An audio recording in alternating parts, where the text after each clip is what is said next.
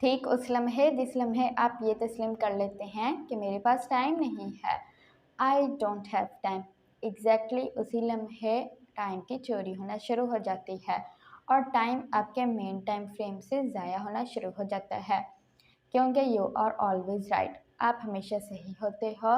तो जब आप कहते हो मेरे पास टाइम नहीं है, आप तब भी सही होते हो। People are busy being busy. अगर आप कहते हो मेरे पास टाइम नहीं है, तो आप देखोगे आपके पास सच में टाइम नहीं होगा। लेकिन अगर आप ध्यान दो उन लोगों पर जो आपको ये कहते हुए नज़र आते हैं कि I don't have time, I don't have time, तो आप जान जाओगे कि दिन के 99.9% हिस्से में वो कुछ करते ही नहीं हैं। No production, nothing, just zero.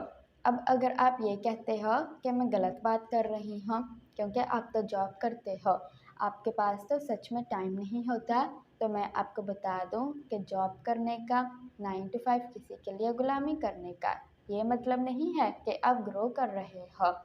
आप सही में काम तब करते हैं जब आप एक्सपेक्टेड रिजल्ट्स निकालते हैं, और इसके लिए ज़रूरी है कि आप 1 by 1 साइकिल ऑफ एक्शंस को ओपन एंड क्लोज करो।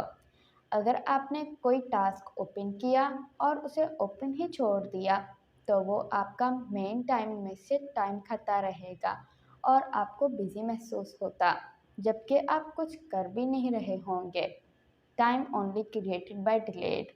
अगर आप डिले करते हो किसी काम को, तो टाइम क्रिएट होता है।